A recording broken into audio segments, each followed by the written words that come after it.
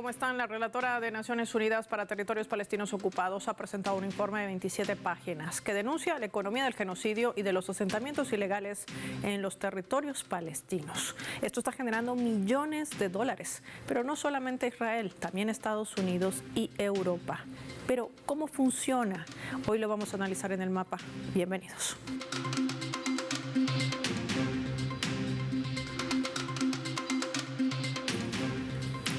¿Qué contiene el informe de Francesca Albanese? Lo reflejamos en nuestro mapa. Israel, economía del genocidio. Vamos a desplegar nuestro mapa mundi, identificar de color marrón al territorio que ha usurpado Palestina desde 1948 con la Nakba. Hay que decir que este informe de 27 páginas revela que más de 60 empresas transnacionales están participando, lucrándose del genocidio que emprende el sionismo en Palestina. Específicamente lo que ven identificado en el mapa de color amarillo. Estamos hablando de Gaza y también de Cisjordania ocupada. Un informe que además revela cómo estas empresas han impulsado, han facilitado el proceso de desplazamiento y reemplazado a la población en el lugar. Un proceso que se ha acelerado hace más de 18 meses. Empresas como Caterpillar, Hyundai, que proporcionan equipos para demoler viviendas. Infraestructura palestina, incluso desde octubre de 2023, Israel ha incrementado el uso de estas máquinas en la destrucción urbana de Gaza, arrasando con ciudades casi completas como Rafah y Jabalia. El sionismo ha proporcionado más de 200 millones para construir colonias ilegales entre noviembre de 2023 y octubre del año 2024. Israel también ha establecido 57 nuevas colonias y puestos de avanzada con empresas israelíes e internacionales que siguen suministrando esta maquinaria, materias primas y apoyo logístico. Además de esto, empresas como IBM, Microsoft, Google y Amazon participan en la recopilación masiva de datos y de vigilancia. El régimen ha firmado un contrato de 1.200 millones de dólares para el proyecto Minbus, financiado en gran medida por fondos del Ministerio de Defensa. Vamos a sumar otros datos también para poder entender este informe que ha evacuado la relatora de Naciones Unidas para Territorios Palestinos Ocupados. El informe también revela a los fabricantes de armas de Israel y los aliados internacionales que han venido desarrollando sistemas para expulsar a los palestinos de sus tierras, siendo los principales beneficiados las empresas israelíes como Elbit System e Israel Aerospace, registrándose un aumento del 65% de su gasto militar entre las gestiones 2023 y 2024. El régimen sionista tiene varios proveedores como la corporación japonesa Fanuc, que proporcionan maquinaria robótica para líneas de producción de armas. Otras empresas internacionales han creado también campos de pruebas militares con plataformas de defensa aérea, drones, herramientas de orientación impulsada por la inteligencia artificial. Incluso, escúchese bien, Estados Unidos ha entregado aviones de combate F-35 que puede transportar más de 18,000 libras de bombas, incluidas arsenal nuclear. El informe también revela que Israel ha lanzado aproximadamente 85,000 toneladas de bombas, muchas de ellas no guiadas, para matar y herir a más de 179,000 palestinos, asesinar a más de 30,000 niños, arrasar con Gaza, asediar a Cisjordania ocupada. También se han bombardeado posiciones claves como el suministro de agua, el suministro de energía eléctrica, el bloqueo permanente de los corredores humanitarios por donde no permiten el ingreso ni de alimentos ni de insumos médicos, masacrar a los palestinos en los centros de acopio administrados por Estados Unidos e Israel para probar que esas mismas armas que luego comercian en el mundo son empresas como Chevron y otras que están suministrando más del 70% del consumo hacia Israel. Un Estado que no tiene territorio, pero que se lucra. Esa es su manera de subsistir a través de la muerte. Hoy vamos a analizar el impacto y sobre todo cómo funciona esta economía del genocidio y de los asentamientos ilegales. Nos acompaña desde México Eduardo Rivas, analista internacional también, activista de la Red Académica de Solidaridad con Palestina. Lo recibimos en el mapa. Qué gusto tenerlo en Telesur. Bienvenido. Gracias. Buenos días, Paula. Bueno, empecemos por el principio. Gracias, Eduardo, por atender nuestra llamada. Empecemos por el principio. Un informe que además es amplio, pero no solamente amplio, sino detallado. Involucra más de 60 empresas transnacionales. No solamente estamos hablando de empresas tecnológicas, de la construcción, sino también hay universidades y bancos. La gran pregunta es, ¿cómo funciona esa estructura de la economía del genocidio y de asentamientos ilegales? ¿Cómo mueven esos millones de dólares? Así es como lo mencionas, todo un entramado económico que lamentablemente es alimentado por la sangre. Y lo hemos visto en estos ya casi 2 años, es los estados, no solamente Israel, también Europa, particularmente Estados Unidos, están en un modo que podríamos decir o llamar economía de guerra, en donde solamente no es redituable para Israel, sino para el resto de corporaciones y bancos y también estados de la orbe. Es decir, la guerra es un gran negocio y está dejando grandes beneficios para todos los implicados.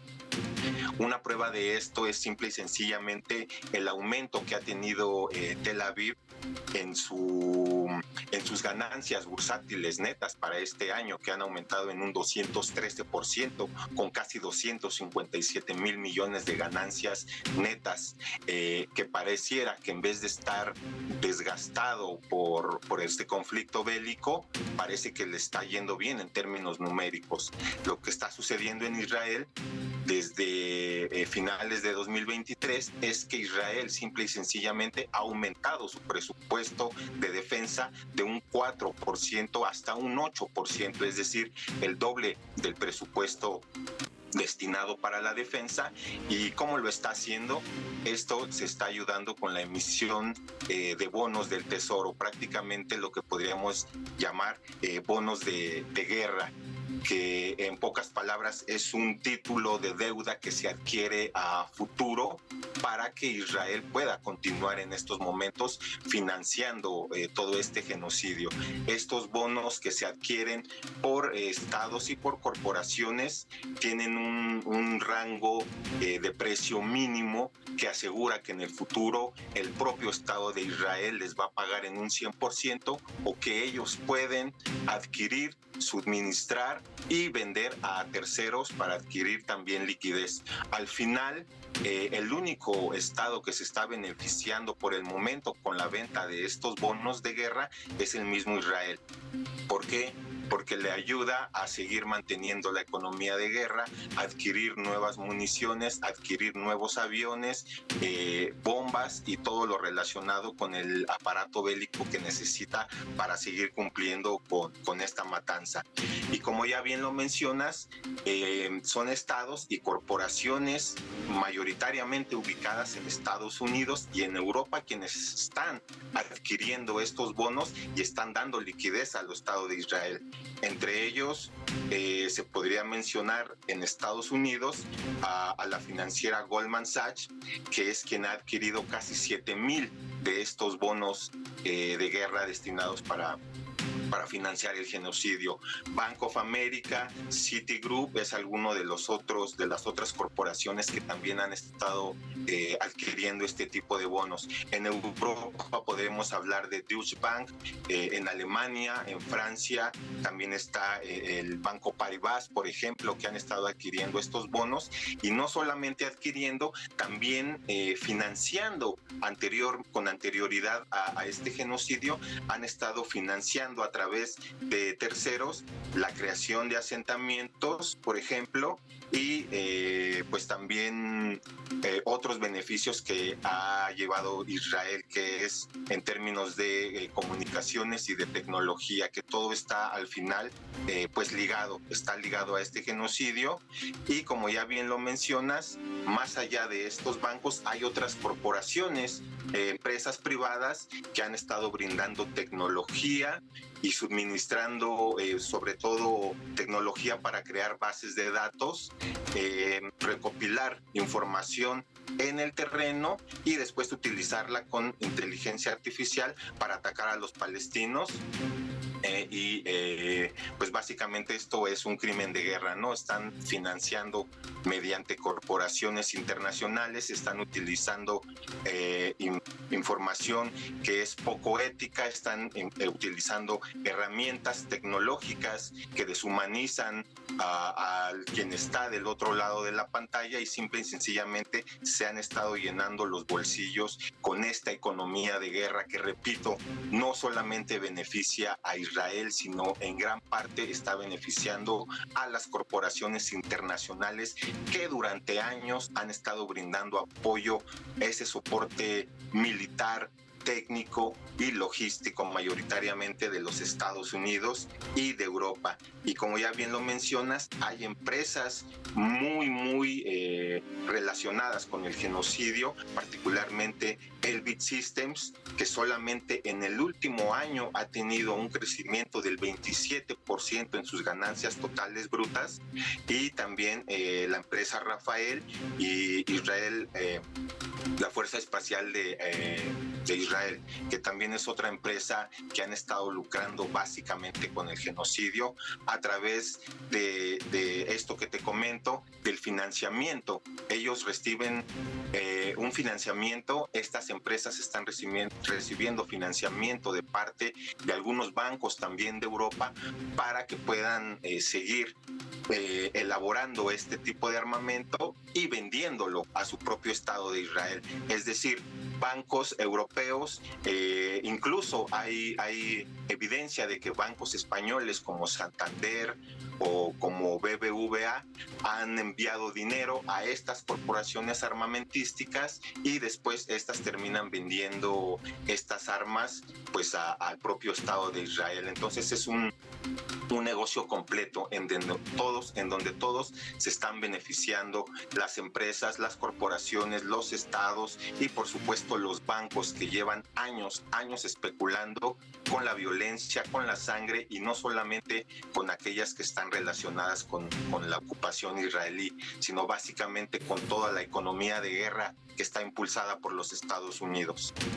Una radiografía que nos ayuda a entender cómo funciona esa sinergia. Por un lado, todas esas empresas constructoras que hacen prácticamente un círculo para lograr el desplazamiento forzoso. Las otras que vienen en otro círculo para garantizar el financiamiento. Bancos, universidades, corporaciones, en fin. Y el de abajo, lo que viene después. Ese desplazamiento forzoso de más de 2 millones de palestinos fuera del enclave costero, de cientos de palestinos que viven en Cisjordania ocupada. ¿Con qué objetivo? Eso es lo que vamos a analizar al regreso. Agradecer a Eduardo Rivas por habernos ayudado a entender cómo se maneja esos miles de millones de dólares para refinanciar a un Estado belicista y genocida como es el sionista de Israel. Vamos a marcar una pausa y lo hacemos revisando nuestra escala.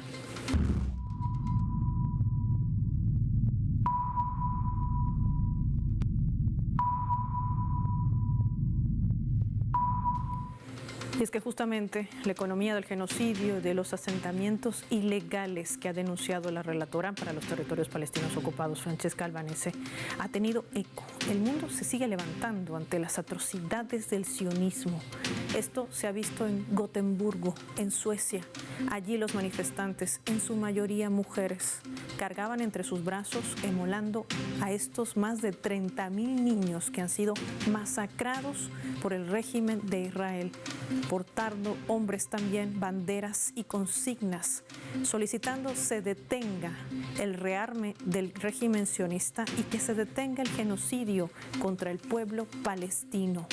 Basta, no más masacre, llevando consigo también en sus manos las imágenes, fotografías de cientos y miles de palestinos que vienen siendo masacrados desde el 7 de octubre del año 2023. El mundo no se calla. Queremos paz, es lo que reclaman también en la región de Oriente Medio. Ya volvemos.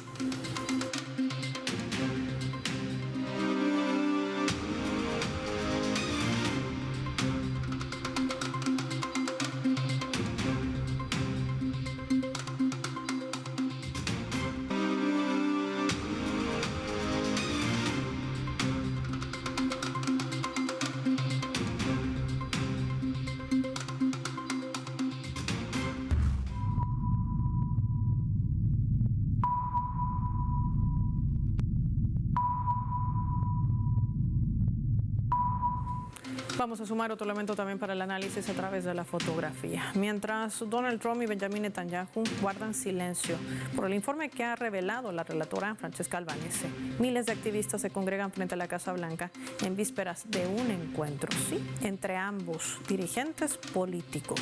Netanyahu y Trump abordarán el tema posible de un cese al fuego, además de los 510 millones de dólares que siguen siendo financiados por Estados Unidos para más armas hacia Israel. ¿Este es un tema de defensa o un tema de negocio? Esto lo analizamos con nuestro siguiente invitado.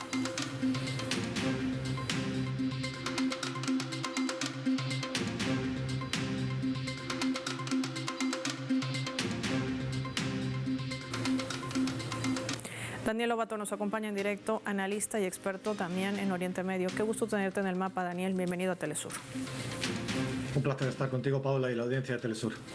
Este mapa tiene distintas piezas y parece que cada vez se van acomodando de mejor manera. Preguntarte por esto que causa la atención. Ya hay un informe, se sabe que se mueven miles de millones de dólares que benefician a Israel principalmente. Pero, ¿qué gana en todo esto Estados Unidos y Europa? Bueno, Albanese ha presentado el informe muy valioso, realmente magnífico, al que quizá le falta un último elemento. Ella está a punto de tocar la luna con la punta de los dedos y quizá renuncia a hacerlo, o su marco de actuación como relatora de la ONU quizá le imposibilita ello, no lo sé. En todo caso, pasa de puntillas sobre él, y lo que tenemos que entender es por qué todo esto se produce con Palestina, con Gaza concretamente en este caso, pero también con Cisjordania y en todo caso en la totalidad del territorio palestino, incluido lo que hoy se llama Israel. Y no, esto no ocurre en Sudán o no ocurre en Myanmar. ¿Por qué está ocurriendo ahí, ¿no? Y ese por qué es quizá el que le falta al final el diagnóstico.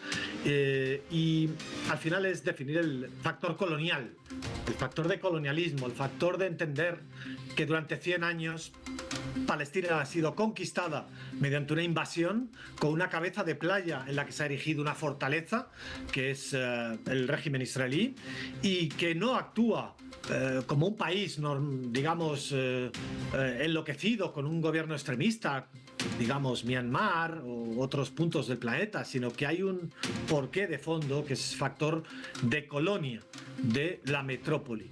¿Y cuál es esa metrópoli? Bueno, inició siendo el Reino Unido, después pasó a ser Estados Unidos y hoy es todo el occidente colectivo, Europa y Estados Unidos. Y ahí vamos a encontrar el porqué de ese informe tan valioso de Francesca Albanese, donde además, digamos, radiografía perfectamente las tres maquinarias que hay, la que ella llama del desplazamiento, que es la destrucción y el exterminio de los nativos, la que ella llama de los facilitadores, que es toda la banca financiera internacional, fondos de inversión, etcétera, que alimentan esta maquinaria también del desplazamiento, y la última maquinaria, que es digamos, la de la reconstrucción posterior a la limpieza étnica, ¿no? Reconstrucción, convertir en otra cosa lo que era una tierra de los nativos, lo que ocurrió en Estados Unidos y en Australia, ¿no?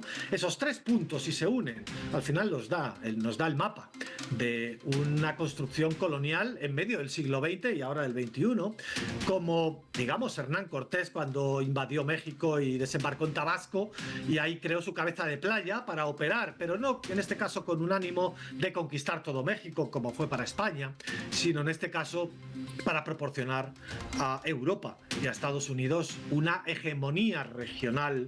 No hace falta una conquista de todo el territorio, sino simplemente situar estados artificialmente creados con unas fronteras artificiales por parte de Occidente, como así fueron creados Arabia Saudí, Emiratos, Qatar, etcétera, y situar líderes en esos estados que obedezcan a las intenciones de Occidente. ¿Por qué? Pues porque es una zona, no es Myanmar, no es Sudán, no es ni siquiera la Sudáfrica del apartheid, que también era muy valioso en recursos, pero en este caso estamos hablando de la zona del petróleo, del gas, del canal de Suez. Y en esa economía del genocidio, lo que tenemos que entender es que al final siempre hay una economía circular entre una metrópoli y su colonia. Igual vamos a poner el ejemplo de España con Cuba, ¿no? Cuando todavía Cuba hace poco menos de 100 años era colonia española y había una economía circular. España sustentaba las necesidades de la colonia y la colonia de retorno pues enviaba azúcar, ron, tabaco, café, etcétera, ¿no? Aquí, ¿qué es lo que envía la colonia israelí a Europa y Estados Unidos? Envía dos cosas. Una, un monocultivo de armas, por un lado, pero eso no es lo más importante, porque esas fábricas de armamento podrían estar radicadas en otro lugar del mundo. Lo que envía, ya digo, es un esquema de dominio y de hegemonía sobre toda una región del norte de África hasta las fronteras de Irán, hasta las fronteras de Asia, hasta la penetración dentro del continente asiático, ¿no? Entonces, esa es la economía circular que se produce, especialmente desde hace 30 años, desde los acuerdos de Oslo, que entonces la colonia israelí era un estado casi anómalo en los márgenes del planeta, ¿no? Israel era un estado muy extraño, y a partir de los acuerdos de Oslo, Israel pasa a estar imbricada, entrelazada, cosida perfectamente en una acción progresiva en estas 3 décadas, cosida a la estructura financiera, armamentística, productiva del capitalismo internacional. Y por tanto no es una colonia al uso como Cuba o incluso, como digo, Sudáfrica del apartheid, que proporcionaba diamantes, oro, etcétera. Aquí hay un esquema mucho más importante sobre los recursos energéticos del planeta y las vías de paso en el planeta. Eso es el punto que quizá le falta al magnífico trabajo de Albanese. Y que eso revela además que ha sido desnudado de manera abierta y descarada, hay que decirlo, por el propio primer ministro Benjamin Netanyahu en Naciones Unidas, que mostraba ese cambio de mapa. Por eso también su retórica de decir, estamos trabajando para cambiar el mapa en Oriente Medio, su famoso corredor de Ben Gurión. ¿Qué implica este siguiente paso? Y quiero proponerte, Daniel, que revisemos juntos nuestra leyenda para entender el escenario que se ha planteado la administración de Trump y también del primer ministro de Israel. Veamos.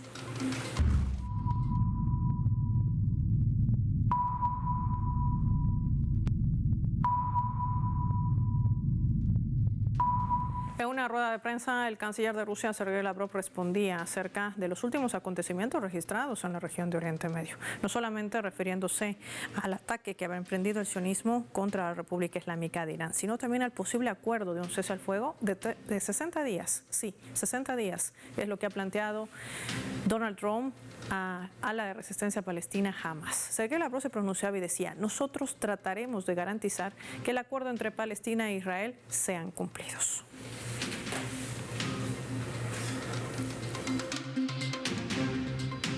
Daniel, aquí 2 escenarios. Primero, ¿qué implicaría la participación de Rusia como garante en este posible acuerdo, por un lado? Y segundo, ¿por qué hablar de paz? ¿Por qué hablar de una tregua parcial de 60 días si hay toda una estrategia trazada, todo un plan para apropiarse de todo lo que hemos venido viendo? Millones de dólares en movimiento, apropiarse de gran parte del territorio por encima de masacrar a la población palestina, incluido niños, y generar una especie de corredor para controlar lo que sale de allí. Petróleo, gas, para venderlo inclusive más caro a Europa, hay que decirlo, pero pasando por el canal de Suez, inclusive posiblemente por lo que es este estrecho de Al-Mandeb y también, ¿por qué no?, al estrecho de Hormuz. ¿Qué nos dices? Bueno, por un lado, lo que yo esperaría de Rusia son varias cosas. Una, al igual que Albanese, digamos que le falta ese punto de, por ejemplo, algo tan obvio como fue con la Sudáfrica el apartheid o con Rodesia, que fue pedir el desmantelamiento de ese régimen. Eso le falta a Albanese, lamentablemente, el no detallar, tras esa magnífica radiografía de que Israel está erigido, sustentado bajo una construcción de un colonialismo y que por tanto ese régimen colonial debe desaparecer y construirse otra estructura estatal con los nativos y con aquellos colonos que lo deseen y estén libres de crímenes de guerra en todo el territorio palestino. Eso le falta, y eso por supuesto le falta también a Lavrov.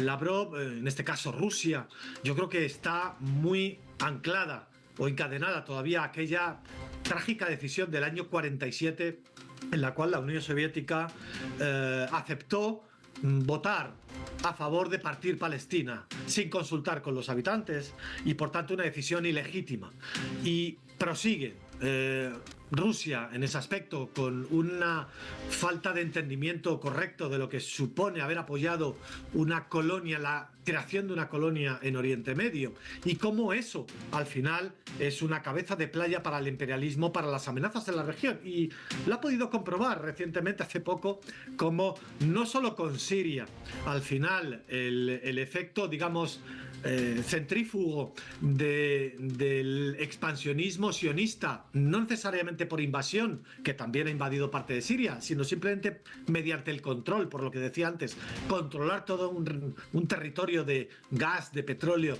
de Canal de Suez, mediante poner gobiernos títere, como es el actual de Siria. Y eso no lo parece entender Rusia todavía, y no parece entender, por ejemplo, que Azerbaiyán se ha convertido en un régimen títere del imperio y del Israel, y cómo está operando no solo contra Irán, sino también contra la propia Rusia-Azerbaiyán, ¿no? Y desde la cual se han facilitado los ataques a las bases rusas de aviones estratégicos, de bombarderos estratégicos en Siberia, en otros puntos, esas que vimos hace mes y medio aproximadamente, ¿no?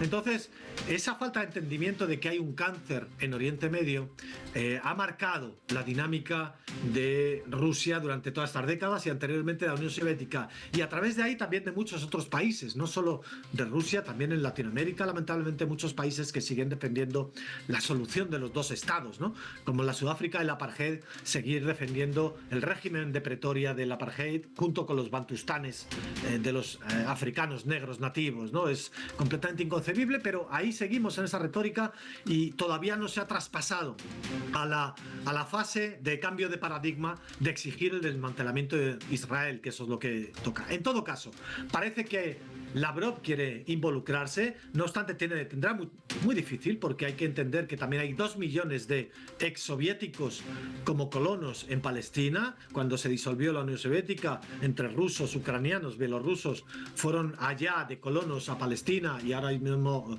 hay una población de 2 millones con fuertes vínculos económicos con la Federación Rusa, y eso es algo que tendrían que adoptar medidas para cortar esas ataduras que tienen con el propio régimen israelí, la Federación de Rusia. En todo caso, que se quiera involucrar no está mal, pero tiene que cambiar el paradigma.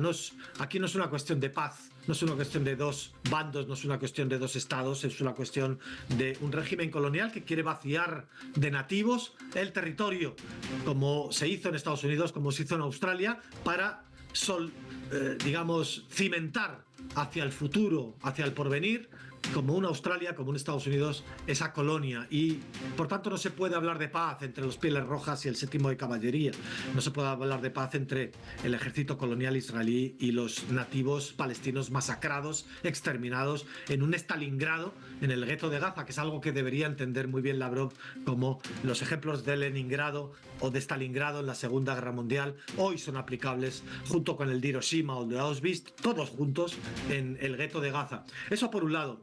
Y por otro lado, con respecto a la propuesta de Trump de 60 días, etc., Trump está buscando algún pequeño éxito. Lleva 6 meses de continuos fracasos en Oriente Medio.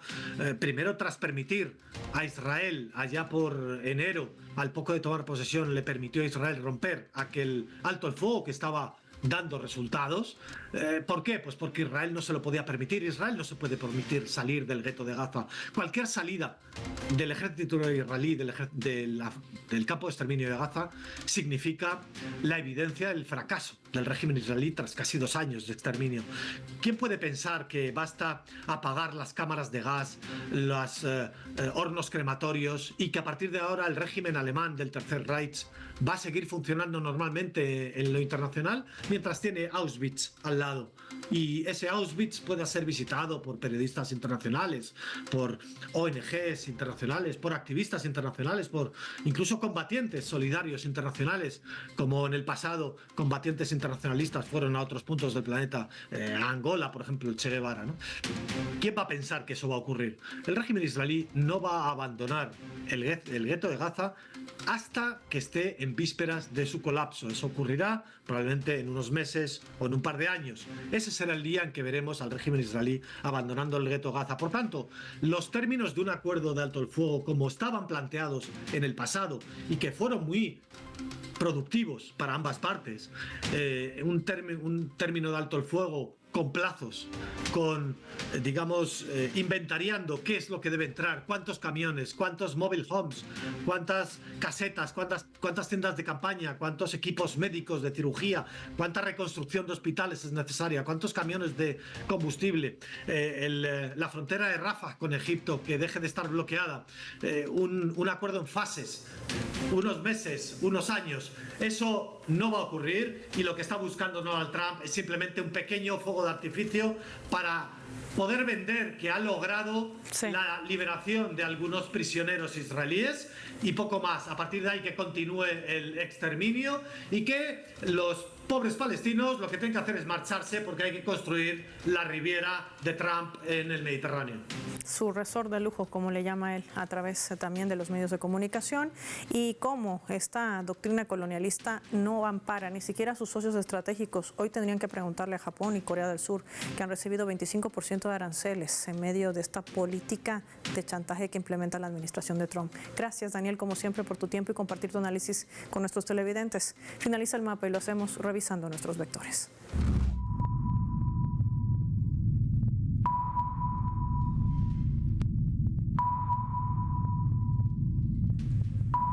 Nuestro radar en el mapa hoy nos refleja las tres claves sobre este tema. 1. Informe. La relatora de Naciones Unidas ha revelado los millones de dólares con los que siguen lucrando las más de 60 empresas transnacionales, incluidos bancos, universidades, entre otras, que están garantizando además los asentamientos ilegales en Gaza y Cisjordania ocupada, denunciando el papel que está cumpliendo el sector privado en este genocidio al pueblo palestino. Una economía que alimenta la ocupación, el apartheid y la violencia sistemática contra los gazatíes. 2. Negocio. Israel en los últimos meses ha incrementado su arsenal militar y no lo hace por defensa, sino por negocio, sin presupuesto, que además ha sido incrementado en los últimos meses hasta llegar a un 65% más, cerca de 46.500 millones de dólares. Esto representa el mayor incremento anual desde la Guerra de los 6 días en 1967.